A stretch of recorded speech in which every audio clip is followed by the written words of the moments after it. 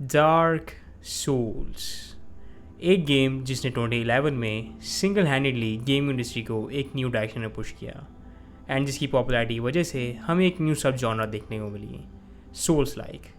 एक टैग जो नाउअडेज इतना ओवर यूज्ड है कि पीपल इसे बेसिकली हर उस गेम के लिए यूज़ करते हैं जो डिफ़िकल्ट एंड चैलेंजिंग है, चाहे वो गेम मैकेनिकली एक सोल्स लाइक हो या नहीं।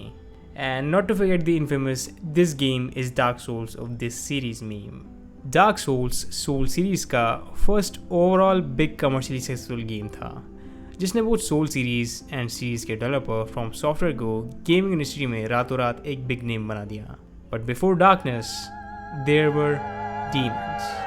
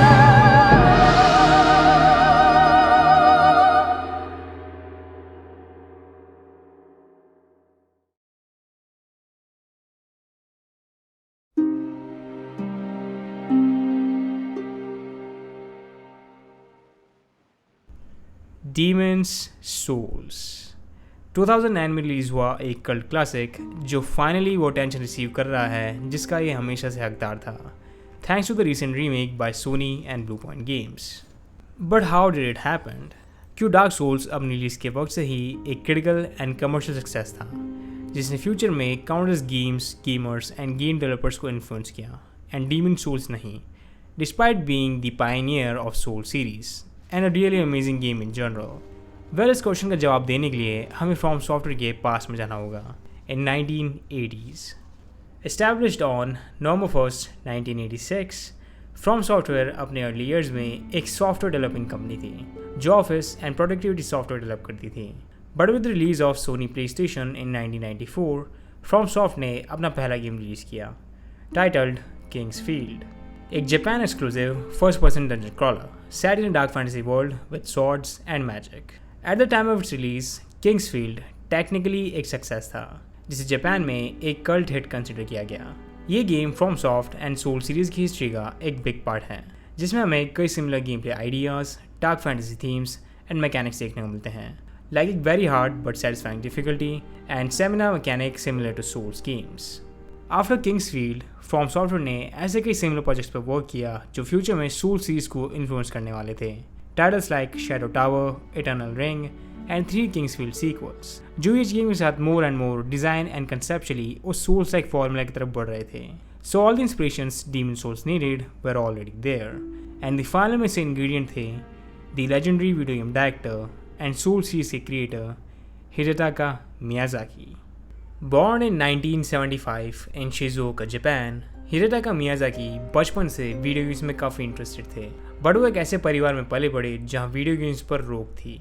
So instead of playing games, Miyazaki ने बचपन में ऐसे मीडिया फॉर्मेट्स को कंज्यूम किया जो उनके लिए मोस्ट अवेलेबल थे एंड जिन्होंने उनकी क्रिएटिविटी एंड इमेजिनेशन पर सबसे ज़्यादा इफेक्ट डाला, books and text based RPGs। Miyazaki fantasy novels, manga and even table top RPGs की रूल बुक्स पढ़ा करते थे while playing role-playing games like Steve Jackson's Sorcery and Dungeons and Dragons.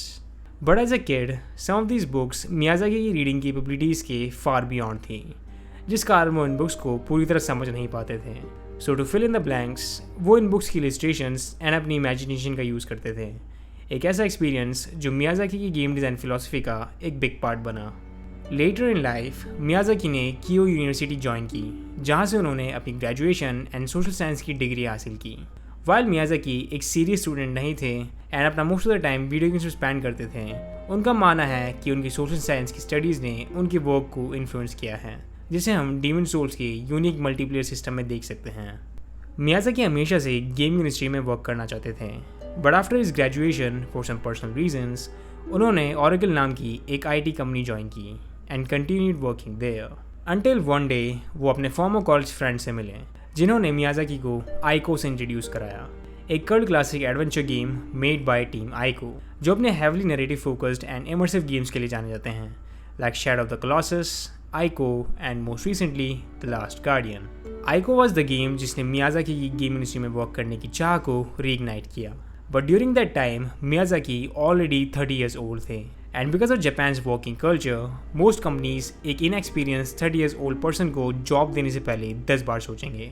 But fortunately एक small video game company from software ने Miyazaki को एक chance दिया and rest is history.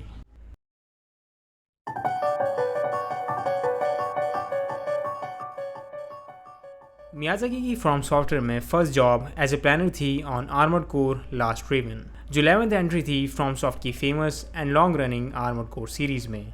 After last raven Miyazaki armoured Core 4 के main planner बने and development के halfway through got promoted as the director of the project. Then उन्होंने Armored Core 4 Answer पर as a director work किया। During this time period, Bethesda Softworks developed Western RPG The Elder Scrolls 4 Oblivion worldwide काफ़ी popular था, even in Japan, and Sony wanted a piece of that pie. So they contacted From Software for a collaboration because of their history in developing first-person role-playing games like Kingsfield. So both Sony and From Software इस collaboration के लिए agree हुए, and FromSoft started developing their new first-person RPG. Both the original director and his team एक Oblivion-like game बनाने की पूरी कोशिश कर रहे थे, but even in prototype stages, the game was facing some big problems. So much so कि at one point ये entire project cancellation की कगार पर था, and this was the time Miyazaki stepped in. While working on Armored Core 4 Answer, Miyazaki को From Software के इस RPG project के बारे में पता चला, and because of its fantasy setting, जो Miyazaki की favorite genre थी, वो इस project पर as a director work करना चाहते थे ताकि वो इस प्रोजेक्ट को जिस डायरेक्शन में ले जाना चाहें ले जा सकें, and even if it fails no one will care because ये प्रोजेक्ट ऑलरेडी एक फेलियर था। So after taking over this project as the director Miyazaki ने कई बिग चेंजेस किए एंड गेम को एक कम्प्लीटली न्यू डायरेक्शन दी। For example he change the camera from first person and third person to just third person perspective because both combat and exploration wise better था compare to first person. Miyazaki एक very old school RPG बनाना चाहते थे in the vein of the legend of Zelda but with modern tech, so he heavily focused on combat and exploration, and this is the reason कि all the souls games difficult हैं। Miyazaki combat को difficult नहीं बनाना चाहते थे for the sake of being difficult, but वो players को एक सेंस ऑफ अकॉम्प्लिशमेंट देना चाहते थे जो मियाज़ाकी को ज़ेल्डा जैसे ओल्ड गेम्स खेल के मिलती थी, जो eight the time most modern games से मिसिंग थी because of their hand holding nature and cinematic experiences. During development, Miyazaki ने गेम में many new and unique features भी implement किए, like the overall Souls and Death system, World Tendency and Demon Souls के unique multiplayer systems, जिनके बारे में हम in depth बात करेंगे in the review section of this video. After around 2 years of development, FromSoft game को publicly announce and showcase करने के लिए ready थे, and they got the chance in 2008 in Tokyo Game Show. Miyazaki and team had high expectations with this showcase, जो काफ़ी natural था since they were working really hard on this game. But the showcase was a complete disaster. Most players जिन्होंने Demon Souls का TGS demo खेला game को समझने में नाकामयाब रहे, जो काफ़ी अंडरस्टैंडेबल था because at that time Demon Souls एक one of a kind game था जिसे एक 10 to 15 मिनट्स के डेमो खेल समझना इम्पॉसिबल था। मोस्ट प्लेयर्स डेमो को कंप्लीट करने में नाकामयाब रहे and some players even left it during the character creation, जो डेव्स के लिए रियली डिसहार्टनिंग था। प्लेयर्स की मोस्ट कॉमन कंप्लेंट्स थी different and clunky controls, very methodical combat and unforgiving difficulty. Compared to other games shown in TGS 2008 like Bayonetta, Prince of Persia and Halo 3, Demon Souls players के लिए काफ़ी clunky feeling था, but that is what Demon Souls was meant to feel like, grounded and realistic. But at that time no one understood it. Back in FromSoft, Miyazaki and dev team demo के reception को देख काफ़ी worried थे and Miyazaki को लगा सोनी उन्हें game को change करने के इंस्ट्रक्शंस देंगे, but the instructions never came, and Miyazaki and team just continued developing the game without changing anything. And the day finally arrived. Demon Souls February 9th, 2009 को Japan में release हुआ, and as expected, financially ये सोनी की cell expectations reach नहीं कर पाया and release के first week में सिर्फ 20 to 30,000 कॉपीज ही सोल्ड हुई। Even the president of Soni interactive entertainment Shuey Yoshida dislike the game, so much so कि उन्होंने गेम को अदर रीजन्स में पब्लिश करने से इनकार कर दिया बिकॉज ही बिलीव्ड कि ये वहाँ भी एक बिग फेलियर होगा। But despite it being a Japan exclusive, Demon's Souls gained a cult following in the west. कुछ यूट्यूबर्स एंड स्ट्रीमर्स ने गेम को जापान से इम्पोर्ट किया and start streaming it.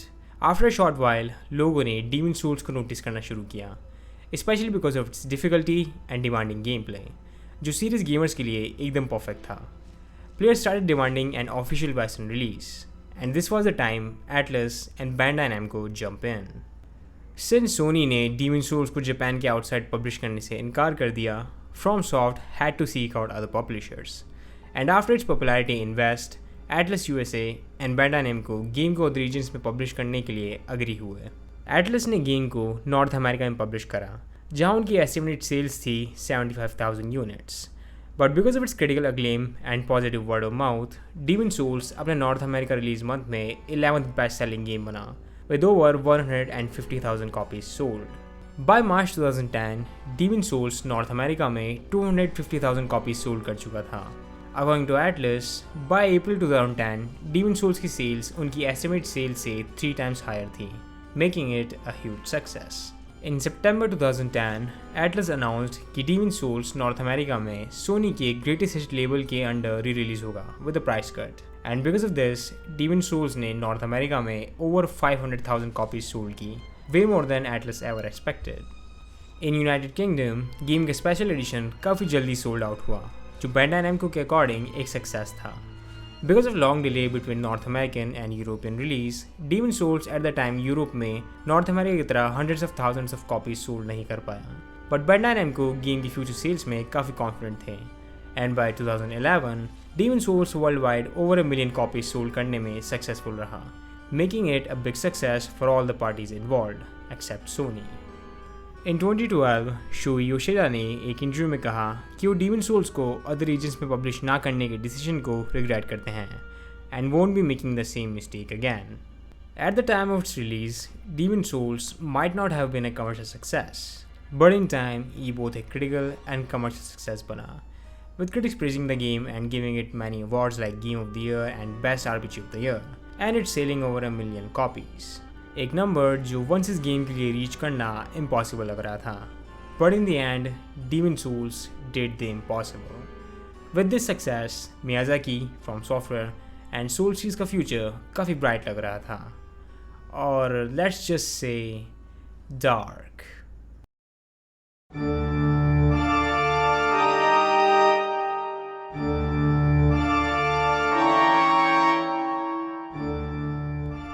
So as you may know by now, Demon Souls एक third person action RPG है set in a grounded medieval setting with high fantasy elements.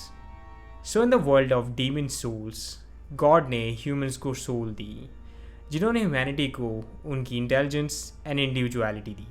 But by channeling the power of soul through soul arts, humans magic का use कर miraculous feat achieve कर सकते थे. And with this came the lust for power. इस ताकत का सामना करने के लिए गॉड ने अर्थ पर दी ओल्ड वन को भेजा, एक soul devouring demon counter balancing the power of soul arts. The monumentals soul arts के फर्स्ट यूजर्स थे, जिनकी ताकत की भूख ने द ओल्ड वन को अपनी गहरी नींद से जगा दिया, एंड विद हिज अवेकनिंग पूरा वर्ल्ड एक थिक फॉग से घिर गया, and with the fog came demons. इस फर्स्ट अवेकनिंग ने nearly half of the world को डिस्ट्रॉय कर दिया, बट द मॉन्यूमेंटल्स डीमन्स को हराने में कामयाब रहे। But since the old one एक ऐसी ताकत है जिसे हराया और मारा नहीं जा सकता, दी मॉन्यूमेंटल्स ने दी ओल्ड वन को फिर से उसकी गहरी नींद में सुला दिया। दी मॉन्यूमेंटल्स ने ऐसा कुछ फिर होने से रोकने के लिए सोल आर्ट्स को बैन कर दिया एंड अपनी एग्जिस्टेंस को एक सीक्रेट रखा। दी ओल्ड वन की फर्स्ट अवेकनिंग के बाद दी मॉन्यूमेंटल्स ने वर्ल्ड को स्टेबलाइज करने के लिए 6 स्मॉल क्लैंस को आर्ट स्टोन की हेल्प से एक साथ लिंक कर दिया, जिसमें से एक आर्ट स्टोन का एल्डर था the model king Doran, who founded the kingdom of Boletaria, इस न्यू लैंड का capital. However, Alan the 12th, the new king of Boletaria, एक परफेक्ट वर्ल्ड क्रिएट करना चाहता था without any kind of suffering, and in his quest, he uncovered the secret of soul arts, and unleashed the old one again, जिस कारण पूरा बोलाटारिया एक thick fog and demon से घिर गया, जिसका सामना करने के लिए एक brave knight the slayer of demons Boletaria पहुंचा ताकि वो डीमंस द्वारा सब कुछ पहले जैसा कर सके। And this was basically the synopsis of Demon Souls' story.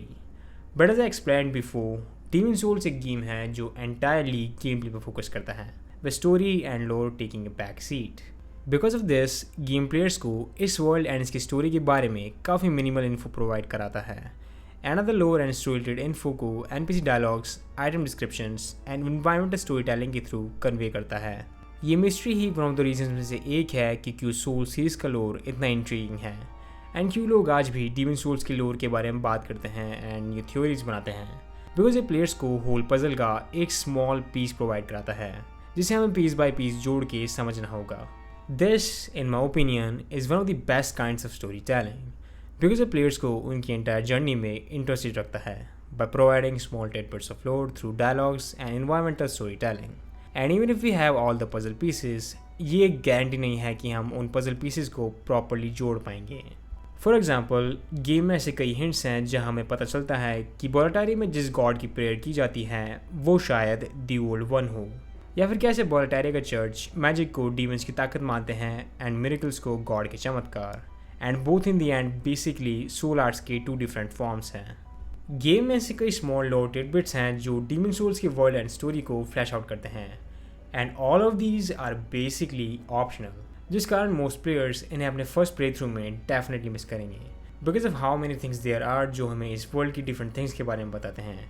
And even after 2 full playthroughs मैंने गेम में कई थिंग्स मिस की है and because of how interesting the lore is, मैं many lore story and theory videos and Reddit post देख रहा हूँ and yeah this is some good writing. Gameplay wise मैं डीमन सोल्स को basically 2 words में describe कर सकता हूँ, very tight, except few things. So let's start from the beginning. The character creator. Demon Souls का character creator काफ़ी good है। हमारे पास all basic options हैं like gender, hairstyle, hair color, and sliders for eyes, nose, eyebrows, mouths, cheeks, etc. Other than these, game में कुछ extra options भी हैं like race and age. It's very customizable and players काफ़ी different looking characters create कर सकते हैं। And since game third person perspective में है, हम ऑल द टाइम अपने कैरेक्टर को देख सकते हैं जो काफ़ी कूल है एंड एक एक्चुअल गुड कैरेक्टर क्रिएट करने को मोर देन वर्थ इट बनाता है, स्पेशली अगर प्लेयर के पास एक गुड लुकिंग आर्मर सेट है, you know, fashion souls. Game में टोटल 10 स्टार्टिंग क्लासेस हैं, knight, priest, thief, magician, temple knight, soldier, wanderer, barbarian, royalty and hunter. मेरा first play through as a knight था because इसे हम demon souls की main class कह सकते हैं since all the marketing material में हमें नाइट आर्मर काफ़ी परमानेंटली देखने को मिलता है एंड ये काफ़ी बैलेंस क्लास हैं जो बिगनर्स के लिए परफेक्ट हैं, plus the night armour looks really sick. And मेरा सेकंड प्ले थ्रू था एज रॉयल्टी, जिसे हम गेम की मोस्ट ब्रोकन क्लास कह सकते हैं because of its mix between melee and magic जो गेम में काफ़ी ओवरपावर्ड है। But in the end starting class progression and character growth पर एक ह्यूज इफेक्ट नहीं डालती because classes in demon Souls basically ये डिटरमिन करती है कि आपके पास स्टार्ट में कौन सा गियर होगा एंड कौन से कैरेक्टर स्टैट्स में हायर लेवल होंगे जिसे आप later in game easily change कर सकते हैं। सिंस डीमन सोल्स में कैरेक्टर प्रोग्रेशन अदर आरपीजीज के मुकाबले काफ़ी डिफरेंटली वर्क करती है। डीमन सोल्स का combat system very simple yet very satisfying है। हमारे पास light and medium attacks and 2 handed attacks हैं। डुअल वेंडिंग गेम प्ले के मोस्ट बेसिक मैकेनिक्स में से एक है जिसे प्लेयर्स किसी भी तरह के कॉम्बिनेशन यूज़ कर सकते हैं। For example, sword and shield, sword and crystal for magic, most kind of weapons like sword and dagger, dual katana, etc. यहाँ तक कि players both hands में shield भी wield कर सकते हैं, but I don't know why would anyone do that. Defensive abilities में हमारे पास है block, backwards dodge, dodge roll and parry attacks. Player चाहे तो shield की जगह sword से भी block कर सकते हैं, but it's not that effective. All of these actions require stamina, जो each actions था deplete and regenerate होता है. So players mindlessly attack and dodge spam नहीं कर सकते. If they do, they'll die because you can't do anything without stamina. So understanding when to attack and block is very important ताकि players stamina को maintain कर सकें। ये Demon Souls से game play के कोर प्लेयर्स में से एक है जिसके बिना ये गेम प्ले वाइज बेसिकली एक स्टैंडर्ड डंजन क्रॉलर है with a very simple combat system. But paired with a stamina system, Demon Souls का combat players की thoughtfulness and patience का टेस्ट है। Be greedy and try to land another attack, die. Constantly spam dodge, die. Keep blocking enemy attacks, die. Do anything without thinking, die. Because of this system, game time to time काफ़ी stressful and tense हो सकता है, but at the same time very satisfying. Animations also play a big role. Since Demon Souls में combat generally more grounded है, animations have to look realistic, ताकि वो players को एक sense of realism दे सकें, which it does. All of the attack and dodge animations काफ़ी weighty and powerful feel होते हैं. From dodge roll, जिसके animation character के armor weight पर depend करते हैं, to light and heavy attacks. हम देख सकते हैं कि कैसे प्लेयर कैरेक्टर अटैक करने से पहले अपनी स्वॉर्ड को proper backwards to forward swing करता है, और कैसे इस layer of demon heavy attack use करने से पहले फ्यू मोमेंट्स के लिए अपनी स्ट्रेंथ गैदर करता है. मेरे पर्सनल फेवरेट एनिमेशंस हैं parry finishers and backward stabs. Both of these animations immensely satisfying हैं, स्पेशली पैरी फिनिशर, जहाँ हम देखते हैं कि कैसे प्लेयर कैरेक्टर अपनी फुल फोर्स से एनिमीज को थ्रस्ट करता है, ending with laying them on the ground. And ये तो सिर्फ स्वॉर्ड एनिमेशंस हैं. Each weapon type has its own different finisher animations. But other than just main character, enemy animations भी just as important हैं, both reaction and attack ones. किसी भी game में combat को एक सेटिस्फाइंग फीलिंग देने के लिए वन थिंग वेरी इंपॉर्टेंट है, एनिमी रिस्पॉन्स. चाहे हम बात करें एक फर्स्ट पर्सन शूटर की या डीमन सोल्स की तरह एक एक्शन आरपीजी की. इवन इफ एक गेम का कॉम्बैट सिस्टम एब्सोल्युटली अमेजिंग है, बट एनिमी प्लेयर अटैक्स पर किसी भी तरह रिएक्ट नहीं करते, देन उस गेम का कॉम्बैट जैंकी एंड अनसेटिस्फाइंग फील होगा, बिकॉज प्लेयर्स को ऐसा लगेगा कि उनके अटैक्स में कोई वेट एंड फोर्स नहीं है. एंड डीमन सोल्स इस थिंग को परफेक्टली समझता है. Almost every single non boss enemy player attacks का अप्रोप्रिएटली रिस्पॉन्स करते हैं, एंड सेम वेटी एनिमेशन के साथ प्लेयर्स पर अटैक करते हैं, ताकि उनके डेविस्टेटिंग अटैक्स एक्चुअली डेविस्टेटिंग लगें. गेम में मेन टाइप्स ऑफ वेपन्स हैं स्वॉर्ड, एक्स, मेस एंड आर्मपो से लेकर ranged weapons like bow and crossbow तक. Spells also comes in two types. Miracles जो मोस्टली यूटिलिटी स्पेल पर फोकस करते हैं like healing and augment, while on the other hand magic spells are all about damage output except some few defensive spells. To cast these spells, players को one hand में magic crystal और magic talisman equip करने होते हैं, जिनके बिना किसी भी तरह के spell को यूज़ करना impossible है, and they cost mana to cast. With all of these weapons, spells and stats, you can already imagine how much build possibility Demon Souls has. Players चाहे तो एक completely melee और magic and miracle build use कर सकते हैं, या फिर a mix of both. एक बिल्ड जो हाई वेपन से फोकस करता है और रेंज्ड वेपन्स पर. एक ग्लास कैनन बिल्ड जो एनिमीज को वन हिट किल करने केपेबल है but can take much damage either. या फिर एक टैंकी बिल्ड जो कम्प्लीटली एचपी एंड डिफेंस पर फोकस करता है. The possibilities are near endless, जो डीमन सोल्स को हाईली रिप्लेबल बनाता है.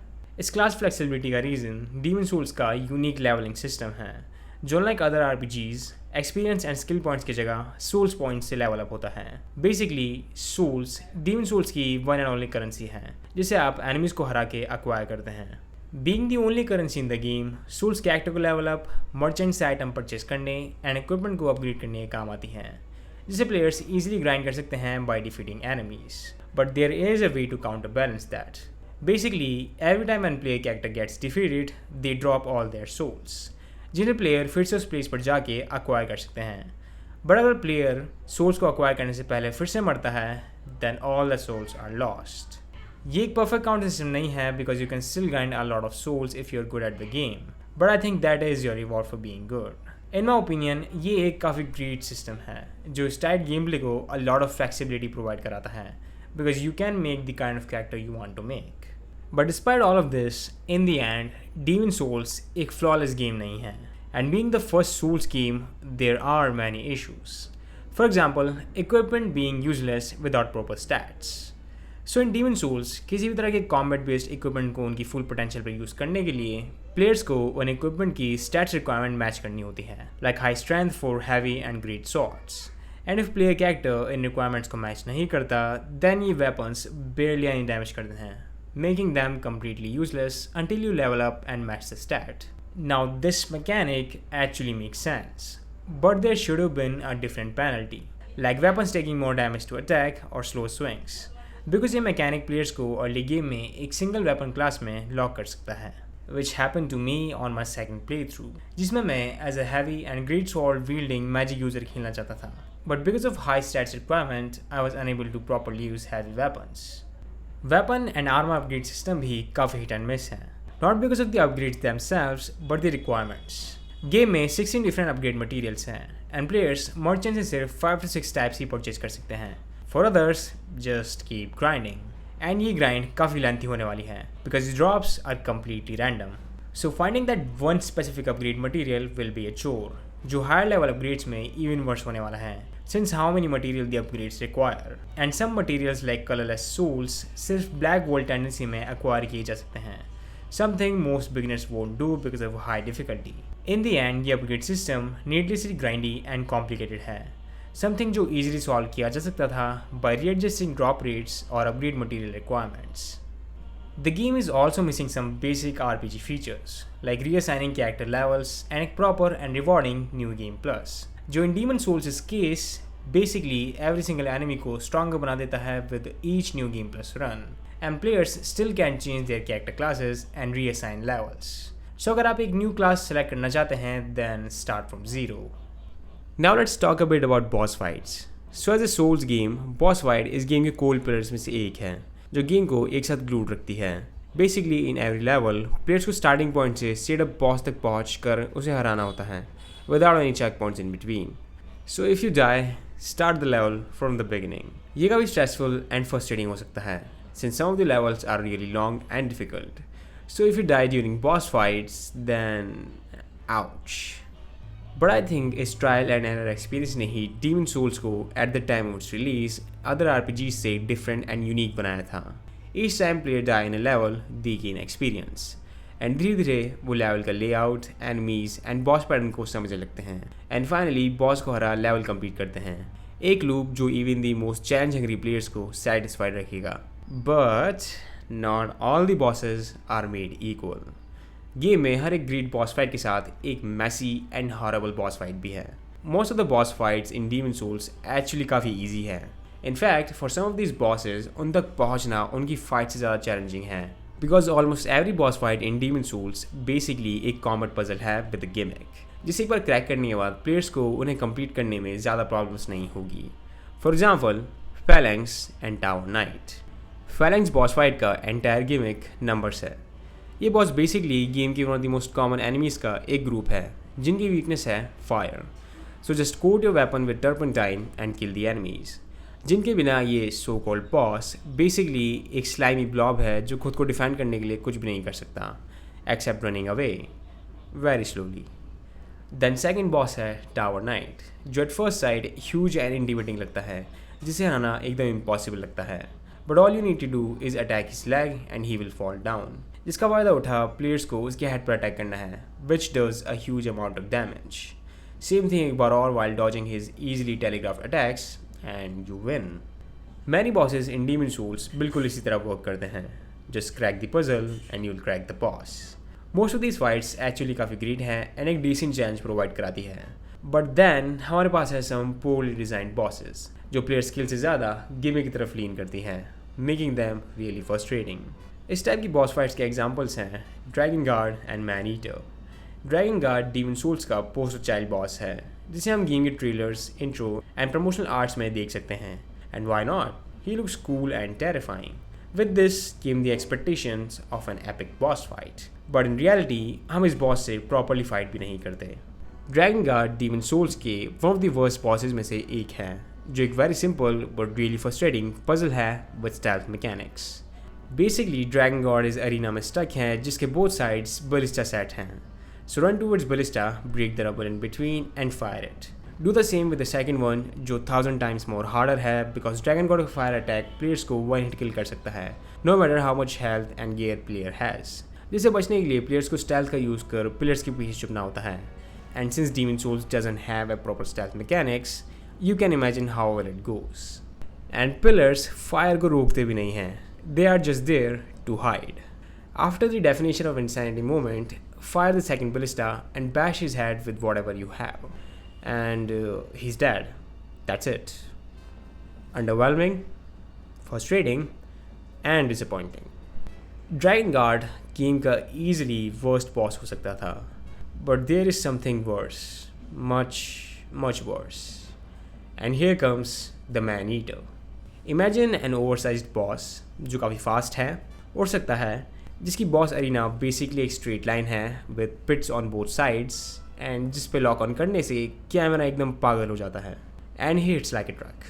Now imagine there being two of them at the same time and here you have it, the man eater boss fight. Like man, कौन था जिसने ये boss fight design की थी?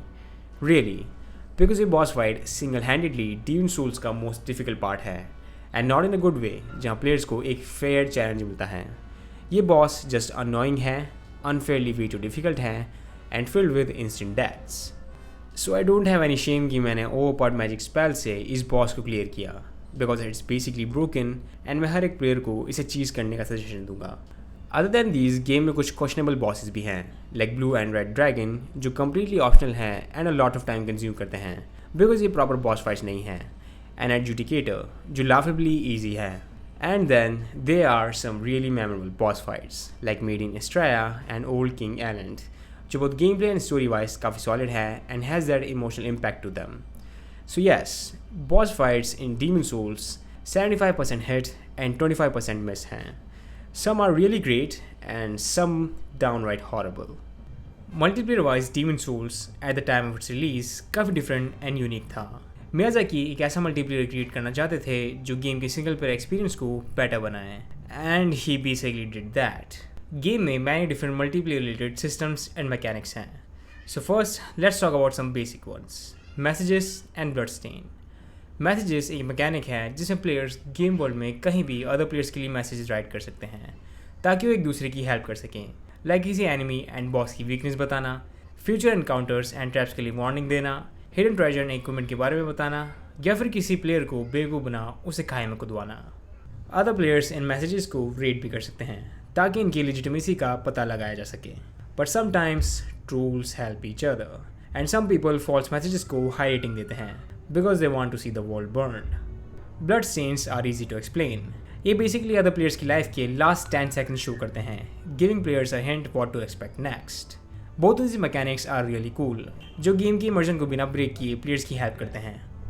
For more involving multiplayer systems, हमारे पास है PvP and Co-op. Both PvP and Co-op Demon Souls में काफ़ी differently work करते हैं. We don't have any kind of lobby or invite feature.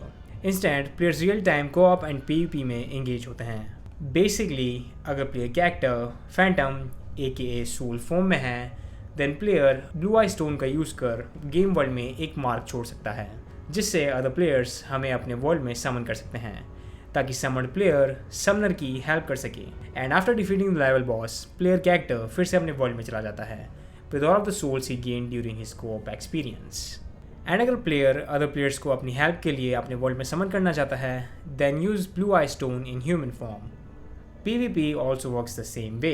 If player character souls form में है, then वो black eye stone का यूज़ कर other players को उनके वर्ल्ड में as a black phantom invade कर सकते हैं. एंड अगर इन्वेडर अदर प्लेयर को हराने में कामयाब होता है, देन उसका रिवॉर्ड होता है souls and reviving back to human form.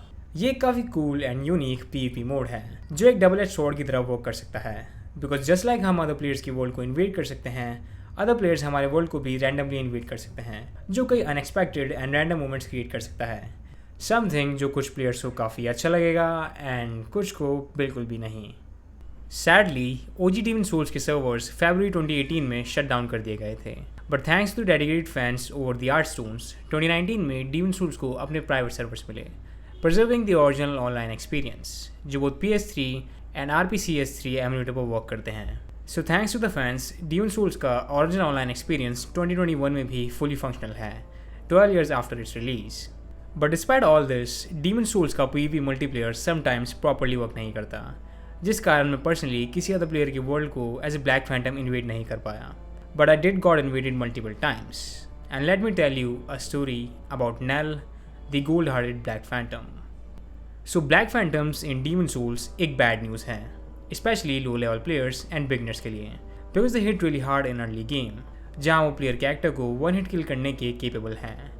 Now imagine getting invaded by black phantom जो मेरे कैरेक्टर से फार हायर लेवल का है एंड जिसे एक वेरी स्किल्ड प्लेयर कंट्रोल कर रहा है. But this friendly black Phantom inverted my world first time in my first play through, जहाँ मुझे कोई आइडिया नहीं था कि मुझे इस चैलेंज को कैसे फेस करना चाहिए. So I tried attacking him, but the phantom wasn't attacking back, so I just stopped. And Nell started using the follow emote, so I followed him.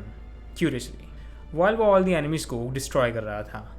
And then in the end of the level, he helped me defeating the boss and returned to his world.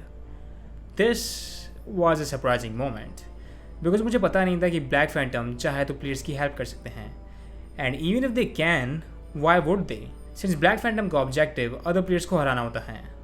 After this surreal experience, I moved on, but Nal reappeared in my world multiple times, like in level 1-4 and 5-3, जो game के some of the toughest levels में से एक हैं, and he guided me through those levels and disappeared without any word.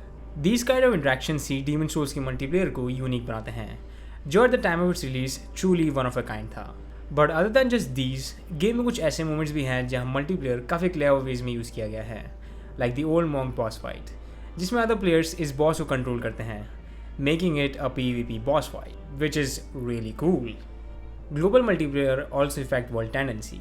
World tendency एक ऐसा mechanic है जिसमें ईच रीजन की difficulty black and white colour से हाईलाइट की गई है. बेसिकली अगर प्लेयर्स एक वर्ल्ड में ह्यूमन फॉर्म में मल्टीपल टाइम्स मरते हैं, देन वर्ल्ड टेंडेंसी डार्कनेस की तरफ शिफ्ट होने लगती है, जिससे उस वर्ल्ड के एनिमीज अलॉट मोर टफर हो जाते हैं एंड लेवल में मैनी स्पॉट्स पर ब्लैक फैंटम्स अपीयर होने लगते हैं. By the same time enemies की item drop rate and soul rate बढ़ जाती है, making it a good way to grind souls. And world tendency को वाइट यानी लाइट की तरफ शिफ्ट करने के लिए प्लेयर को सब बॉसेस एंड बॉसेस को हराना होता है. And white world tendency enemies की HP लो होती है, making it easier to kill them. But for balancing item drop rate and soul rate भी काफ़ी कम हो जाती है. Then we have character tendency, जो बेसिकली डीमन सोल्स का मोरालिटी सिस्टम है. Just like world tendency, character tendency भी ब्लैक एंड वाइट में डिवाइडेड है, जो गेम की डिफिकल्टी चेंज करने के अलावा स्पेशल इवेंट्स अनलॉक करते हैं. कैरेक्टर टेंडेंसी को वाइट की तरफ शिफ्ट करने के लिए प्लेयर्स को 5 यूनिक ब्लैक फैंटम्स को मारना होता है, जो ओनली ब्लैक कैरेक्टर टेंडेंसी में अपीयर होते हैं. But killing invading black phantoms also works. For black character tendency player को NPCs को मारना होगा एंड अदर प्लेयर्स को as a black phantom invade करना होगा. Both white and black character tendency game में यूनिक कंटेंट अनलॉक करती है, स्पेशल आइटम्स एंड NPCs, जो इन माई हम्बल ओपिनियन एक काफ़ी कूल कॉन्सेप्ट है. But the execution of both world tendency and character tendency काफ़ी hit and miss है, because of how much content players can miss without even knowing about it. And most players को out of their way जाके इन stats को achieve करना होगा, especially black character and world tendency, because many players don't want to make an already difficult game even more tougher. And it doesn't help कि कैसे game इन systems को किसी भी तरह explain नहीं करता, making the progress even more difficult. So much so कि in Dark Souls, they basically changed world tendency to humanity.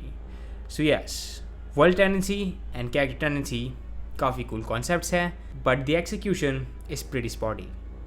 Now, let's talk about presentation, which is great. Demon Souls more than 10 years old है, but because of it being a mid-gen PS3 game and its fantastic art direction, the game still holds up. Yes, the remake looks amazing, but it also lost the charm of the original game because of it being more realistic.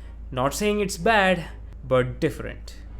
Demon Souls is dark, atmospheric. Each level in the game has its own unique layer of atmosphere. चाहे हम बात करें बोलाटारिया के muted end of the world depressing tone की, या tower of लैट्रिया के haunting Lovecraftian inspired aesthetic की. The game is just oozing with atmosphere, and I freaking love that. Other than just different tones, each world had its own unique set of enemies and level design. Boletaria Palace एक accurate representation है medieval castle की, with enemies being soldiers and knights.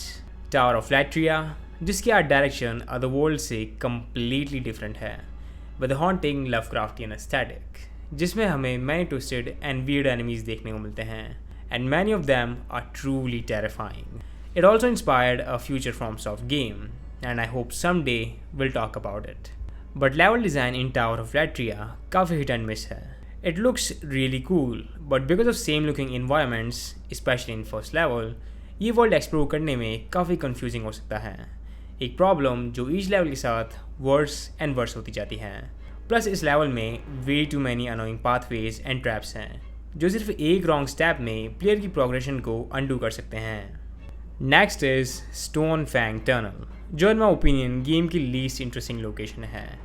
It's just a mine with lava and fire everywhere, and इस game के enemy design भी काफ़ी मै हैं, except bosses. Shrine of storms जो colour grading and tone wise Boletaria से काफ़ी सिमिलर हैं, but the level design is a lot more simpler. ये वर्ल्ड डिज़ाइन वाइज ओवरऑल ज़्यादा इंटरेस्टिंग नहीं है, but it makes up for it because of its difficulty and cool enemies. Shrine of storms easily game का toughest world है because of its aggressive, fast and some annoying enemies. And finally, we have Valley of Defilement, the beginning of From Software's punishing and long-running swamp levels. And I don't know how I feel about this level, because personally I never had any issue with poison and plague.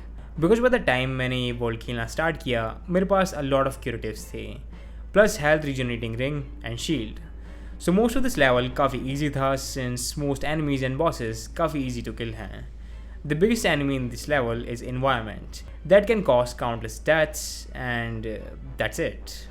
Also, the final boss in this world truly tragic है, with a really emotional lore and story behind it, जो in my opinion इसे game का best boss बनाती है from emotional investment level.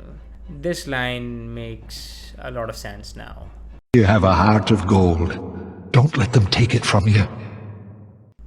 Music and sound design are also fantastic. Since Demon Souls music सिर्फ boss fights and key moments के लिए use करता है, sound design had to be good. And it's really good. All the sound effects sounds great. Character के armor के click clack and weapon slashes से लेकर magic and miracle effects तक.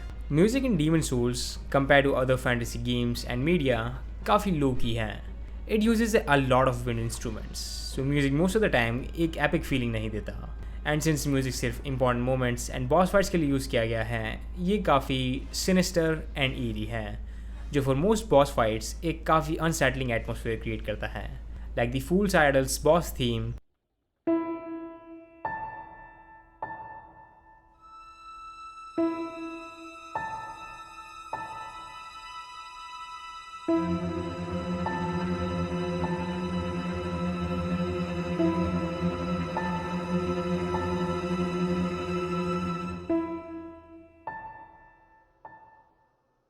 or Made in Australia's theme.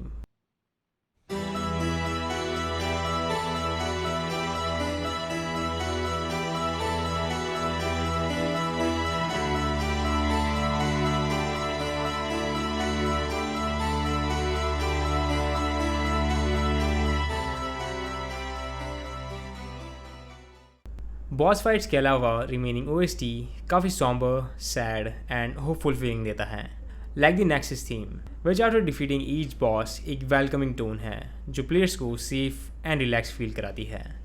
But even this relaxing music unsettling है because of long pauses between music.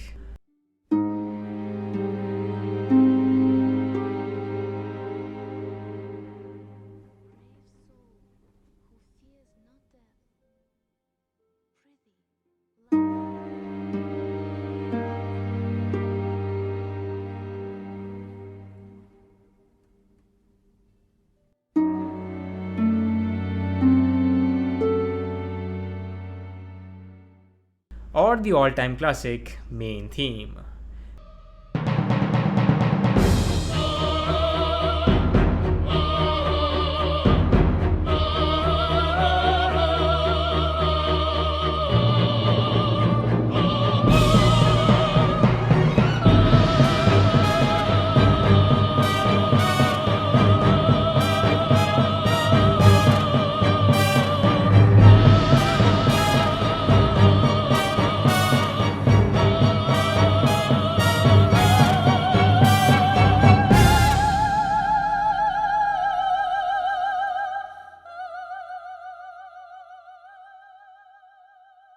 Demon Souls truly makes you feel like end of the world, जिसमें music एक very big part play करता है। Music जो truly something unique, something special है, जो हमें gaming industry और इवन म्यूज़िक इंडस्ट्री में काफ़ी रेयरली सुनने को मिलता है। In conclusion, even 10+ years later, Demon Souls एक मस्ट प्ले है because of how unique and different it was in 2009 and in many ways still is.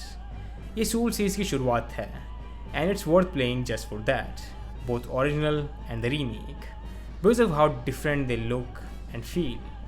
भले ही Demon Souls, like Dark Souls, रातों रात एक बिग सक्सेस में convert ना हुआ हो, और भले ही ये अदर सोल्स गेम्स जितना पॉपुलर ना हो, it still was a success, जिसने Hidetaka Miyazaki and from software को एक न्यू डायरेक्शन में पुश किया, एक डायरेक्शन जिसने हमें मैनी आउटस्टैंडिंग गेम्स दिए and changed gaming for ever.